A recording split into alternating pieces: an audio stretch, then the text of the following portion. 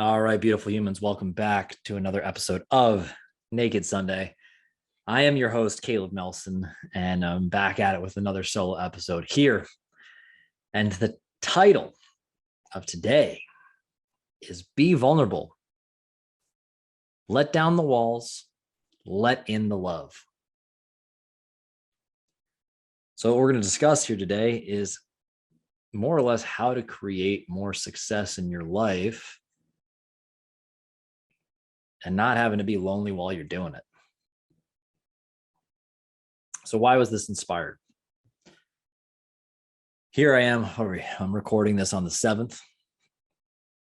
And I'm really what I've been looking back on is the entire year, the entire month of December. I really take the time to reflect and absorb all the past experiences of this past year. And I'm looking to sum up what's the big takeaway from this year? If I could have one theme this year, what would it be? And ironically enough, it was subtle throughout the beginning of the year, but as of late, especially what I've been asking of people, my clients, my friends, and myself, are really just behaving this way. I had it written down on my notes. It was be vulnerable. It was in a coaching session. It was be vulnerable. Why is this important? Well, obviously, many of you know at this point that I primarily work with entrepreneurs, people who own their own business, and especially with couples. My wife and I, I've been in the entrepreneur game for 10 years now, something like that. And building a relationship with my wife during that time, with her still being the job, quote unquote, job space, being a teacher, very different minds, very difficult to translate. And ironically enough, having a lot of great relationships in my life, I often felt lonely. It can be a very lonely space as an entrepreneur. Who do you talk to when things are potentially feeling like they're going sideways? If bills are tight, or angry client, or process is not working out, you're going through change, it's scary. And oftentimes in life, we've been taught, don't show weakness. All we think of as vulnerability as weakness. I share this quote. I'm going to be that guy right now. I share quoting myself from a Twitter quote. Is that success cannot exist in isolation. You have to be successful, you need people in your life. You need other resources. It cannot just be a single idea. And a lot of people have great ideas, but what's the support? What's the other things around it that are allowing it to succeed? It's leading to a secondary thought. Another quote from yours truly. When you become a business owner, you accept this premise of, and this is where the quote comes in, it's all your fault. But you don't have to do it alone. And as I say that, and I allude back to it, success, if it can't exist in isolation, not only can you do it alone, you shouldn't do it alone. You cannot do it alone. Because you are going to need buy-in. You need other people, whether doing it alone is hiring somebody and having help in that regard, or having a family member who's supportive while you're going through a financial pivot, whether it's somebody buying your service or your product. If nobody buys it, how can it be a success? How can there be a give and take, an exchange of energy, an exchange of love?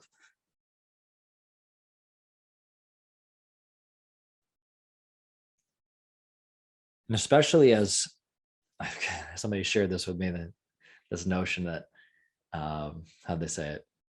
Entrepreneurship is just a euphemism for professional personal development.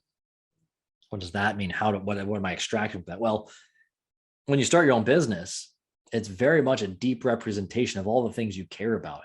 It's saying, here I am. I'm making an offering to the world. In exchange, do you find it valuable? So much so that you're willing to hand over your hard-earned money, which represents your time, hours that you've invested in your life. You spent your time to accumulate this resource to afford other things. And of all the other things you could be choosing in this world, you thought this valuable enough to choose this over something else. You allocated this resource to me, to this idea of me. So it's a symbol of vulnerability. It's wildly terrifying at times to just go out there and say, like, here I am. And in this day and age where there's a lot of the flex culture of like, here's only my happy moments and only my shiny days on the social media, perfectly touched up, perfectly curated. It's like we're trying to build up this armor to not show that there are dark times. There are scary times. I'll only speak for myself on this one. It's the amount of times that I've doubted myself, asked myself, am I enough? Am I worthy of love? My wife just asked me that question a couple of weeks ago. Like, do you actually think you're worthy of love? Rocked my world. It blindsided me that I thought that. And as opposed to just going inward and seeking validation, it's wanting to know that, are we feeling safe enough to be ourselves? And my wife, and I've shared this in other episodes, she's the first time I ever felt truly safe to just be me. All the walls down.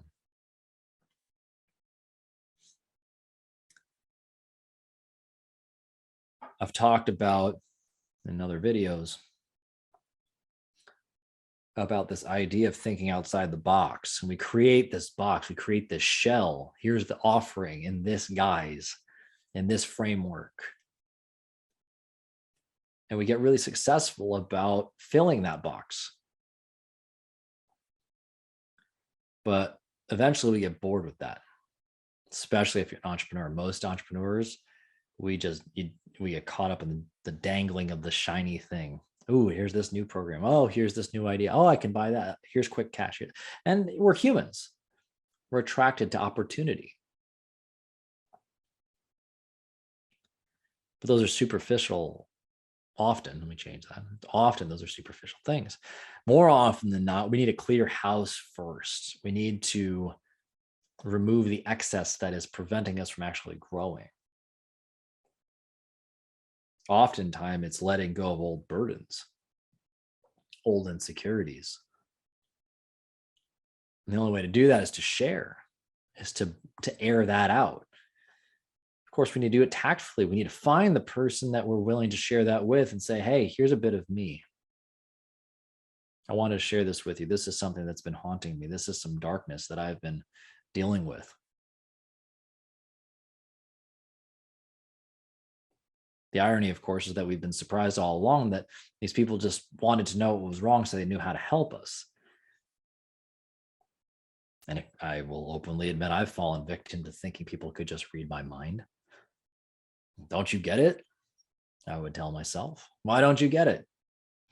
Plenty of times I've been frustrated with whether clients or staff or business partners or wife or whomever, friends. But don't you get it? Of course they don't get it. Why would they? They're not in my head. I'm not using my words effectively. I'm not being authentic or real. I'm not sharing the full part of me to give them the tools to ultimately take me down. Here's the thing I feel insecure about. I'm telling you that I don't know and I don't know all the answers. Or here's the thing that scares me and hurts me. I need to share with you. So I need to let this thing heal. It's one of those types of ideas that is bound up there. That's letting the wall down. That's dissolving the idea of the box. But we put the box up there in the first place. We put those walls up there in the first place. It was our decisions, right, wrong, or indifferent. But it was what we used at that time to make sense of the world that we were already in. to feel safe enough to explore. Perhaps why I'm sharing this is this: as we grow, it's just a progressive sequence of building up a wall and then being willing to let it go again so that we could have love, more or less, somebody sitting there sharing space, coming and cleaning house. The same way you got to clean your bed before you make it so you can start all over again.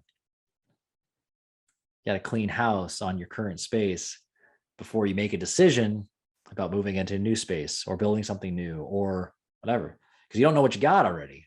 You don't want to throw the baby out with the bathwater. You got to clean up. And perhaps you're blaming the wrong things the entire time for why you're not being successful. Like I mentioned before, those times where I was feeling like we were stagnating with progress because people wouldn't listen, it's because I wasn't communicating properly. Why? I probably felt too insecure to really address the real problem, which was the person staring back at me in the mirror. List your insecurities at the time, whether it was body image issues or my past, whatever. And certainly at times in my life, I've fallen victim to that victim mentality. It happens. There's a difference between having that moment, though, of course, and staying that way. It's a choice. It's a decision. It's powerful.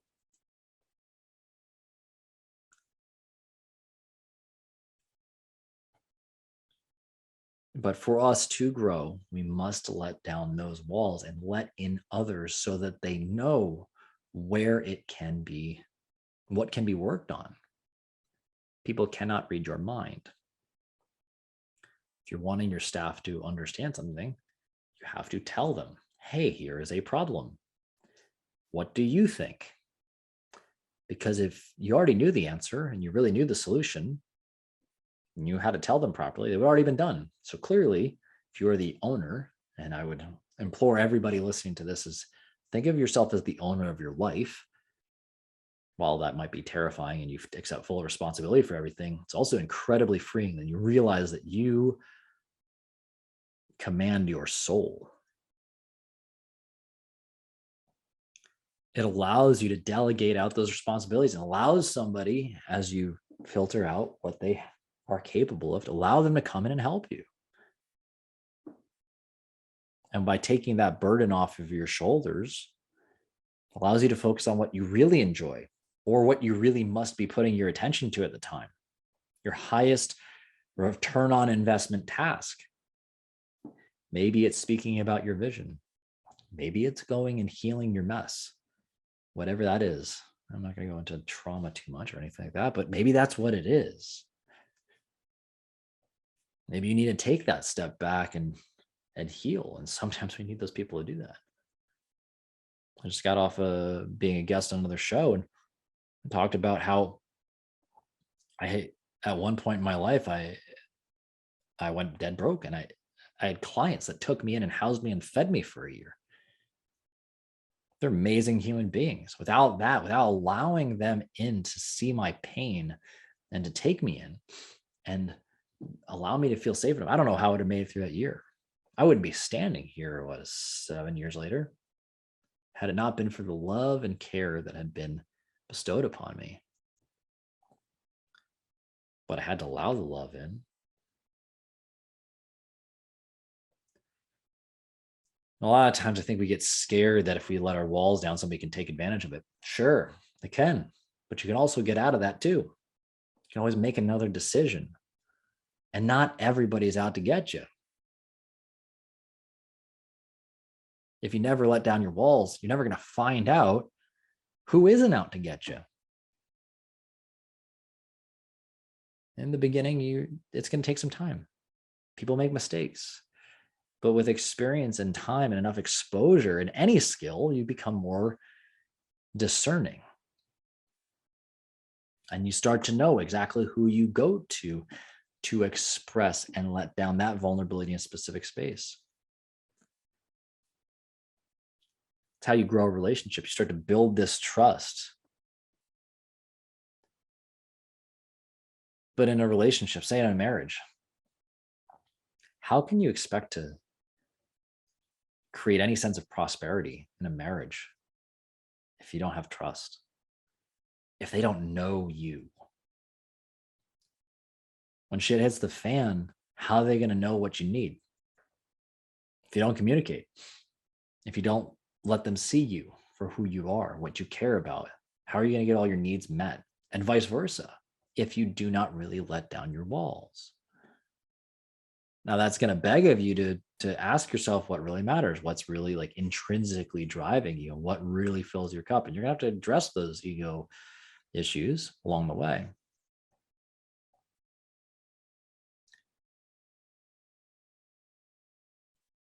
But we're not going to grow if we don't create a space where it's safe to fail. And to create that safe space, you need to set the space. And it starts with you. If you really want to be the one to grow, you got to be the one who's vulnerable first. But I'm starting to see vulnerability as a massive sign of confidence.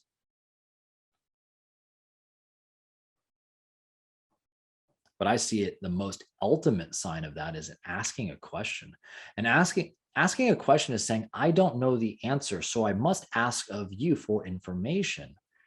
But what that tells somebody else is I'm comfortable enough with you giving me information and me listening. Now it's a symbol. There's plenty of other ways that this rolls out. When you share something dark and scary about yourself, is asking the question, hey, can you handle this? Can you not judge me? To say you failed to somebody you love. I know one of the big moments in my life has been with my wife when I needed to pivot with an investment I had made. I just turned to her, tears in my eyes. I was like, honey, I don't want to let you down, but I just need to know it's okay for me to fail. And thank God we've built the relationship we had. And I knew I could confidently ask her that. I still was a little nervous, don't get me wrong, because I still needed to hear it, because this is my other half, my partner, going through this life. I said, of course, let's go. I'd rather you be happy. Let's go. We'll figure it out.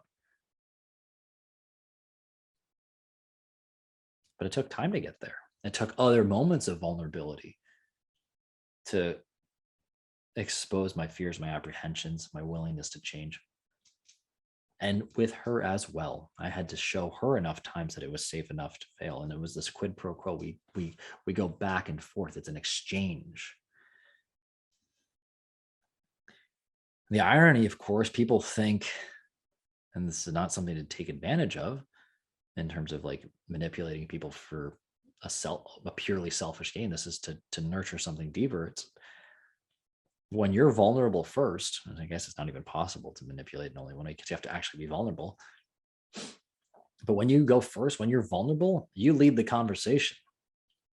You're setting the threshold for what can be discussed. I think a lot about anybody has a spoiler alert for anybody who's never watched 8 Mile. But anyway, so don't listen to the next 30 seconds if you don't want to have the movie spoiled for you. But there's this rap battle at the end, and Eminem goes out there and he disses himself. He just goes straight up, calls out every single thing that he thinks his opponent's going to put him on blast for. He basically airs his own dirty laundry in front of everybody.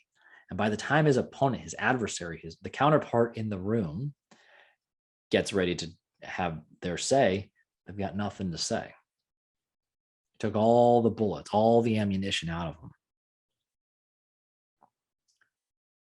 Now, the idea about that is just by being confident to stand in who you are, flaws and all, if you want to look at them as flaws, whatever your insecurities are, that's confidence. But in that space, it gives you the chance to grow. Does it guarantee success? Absolutely not. But it's the first step. No matter what you do, you're going to have to take that first step. You're going to have to make yourself vulnerable, because you're going to have to do something different than what you've been doing previously. And if you've hit a wall in your life, here's that moment. You keep banging your head against the wall, not realizing you need to step back and give it space to be able to let it come down. To let the love that is there, whether it's in space to breathe and reflect and heal and recover, or new information, or just a hug, damn it, or somebody to say, I love you, to let you know that you are appreciated and you are enough, to remind you of those things, because we get lost. It's a massive skill. And this is, again, I'm encouraging anybody listening to think beyond the idea of just being an entrepreneur, owning a business, having a title. It's not about the title of it. In this day and age, it's the sexy thing to have the title of entrepreneur. People want to put it in their bio. Great. Do you understand what that means?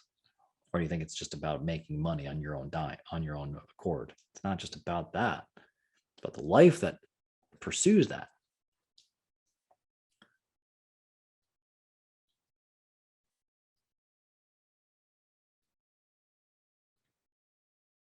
But if you're going to do anything great in this life, you're going to have to let that first wall down and move in a direction that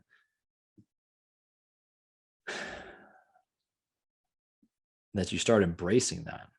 Every step you take in the direction of growth is a step of vulnerability. While you might believe that the footing and the flooring in front of you will hold you up, you do not know with certainty until you actually do it. We just take for granted every single day, every time we take that one step, that we were making ourselves vulnerable. It was a small step of vulnerability.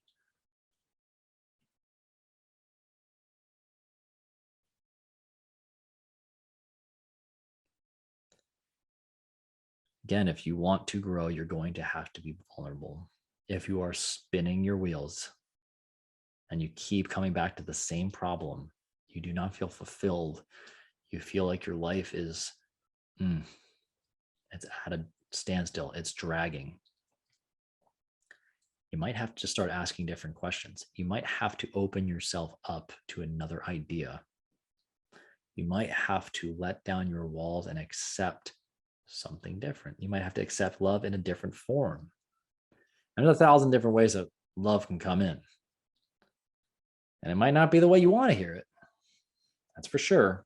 Sometimes the truth hurts, but that's just what it is. Because I've done it on the softer side of just like, tell me you love me. But sometimes love is being told the hard thing of like, you're not living up to your potential, or you're playing the victim, or stop feeling sorry for yourself. That's also letting down your walls. I tend to be pretty stubborn and hard-headed, so sometimes I need to be told those things. And the reality is there's a few chosen people who can just cut through that really fast because we've built all the other trust. But it can look like love can be in the form of just helping, delegating out a task to a staff member, like them helping. It's an act of love.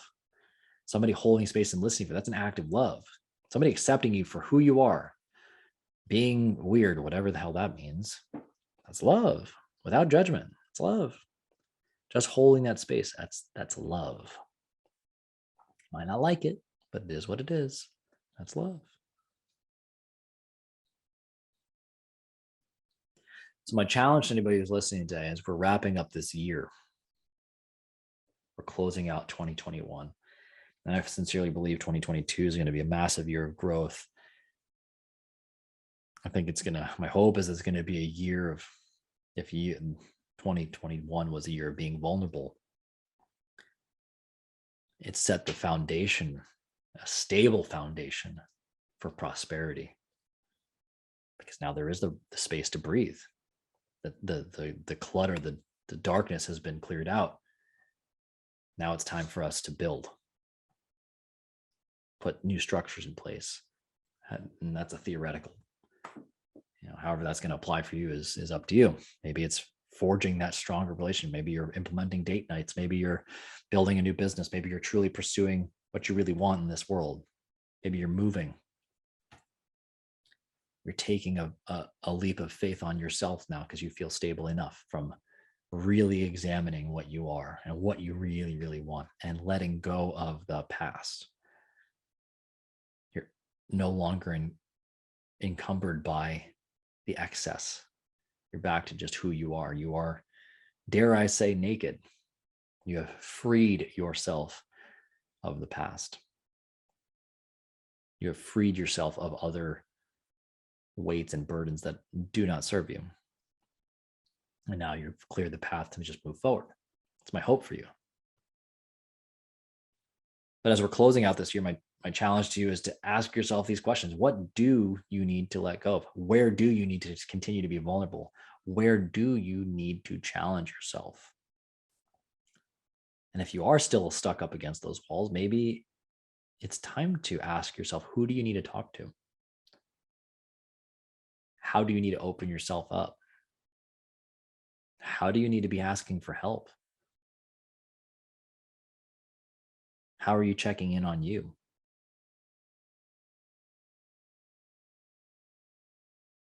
How are you going to let more love into your life? Because more often than not, the fact that you're stuck, so the love's not flowing freely. Maybe you're giving with expectation, which is not true love. And you're not allowing people to give to you. You're not allowing yourself to receive love because you're putting a block in the way. And the only way to do is knock down those walls and share and open up and be vulnerable. And yeah, it's scary.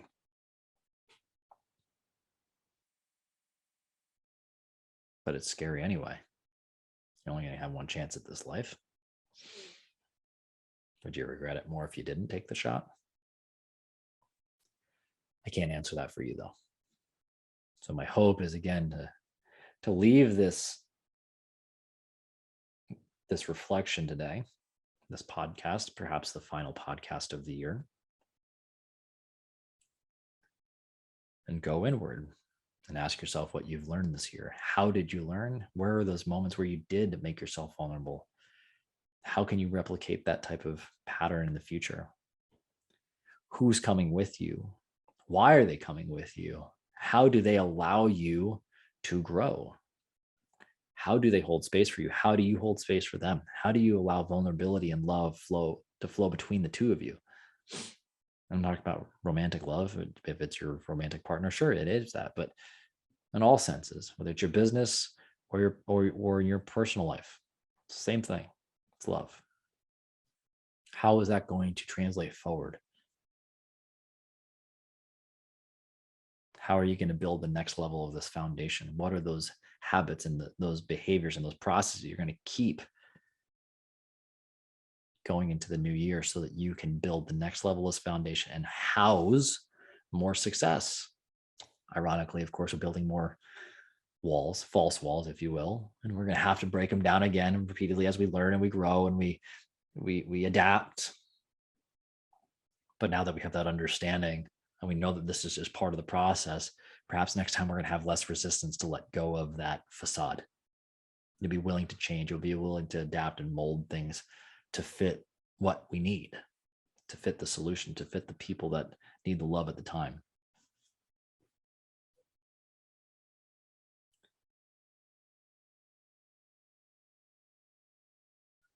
So as I close this one out, I want to just share a moment of vulnerability with you, and that it's scary to show up sometimes and just put my own thoughts out into the world. I don't know who's listening. I don't know who finds value in it. But I wanted to share how grateful I am for you, the people that are listening right now, the person that's on the other side of this recording, wherever you are, however you are, whatever your past, your present, or your future is going to be. I want to say thank you. And just for sharing this time in this space with me, I love you, whether you needed to hear it or not. But just your time and your attention means that much to me. Because there's been times in my life that I just feel alone and afraid. And what am I doing here? Why am I here on this planet, in this universe? What is my purpose? And am I living up to it? And when I feel like I've made a difference ever so subtly in somebody's life, it means a great deal for you to choose to take some of your time to humor my thoughts. Don't have to agree with them.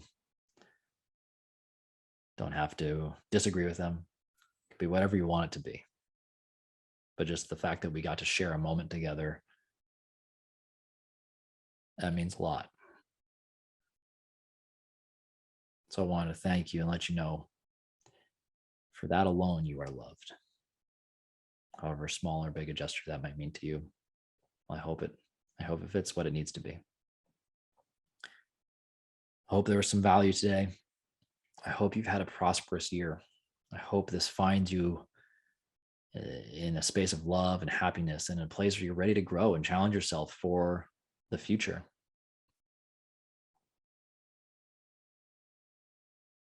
And as we close this one out, my final reminder to you is love everybody.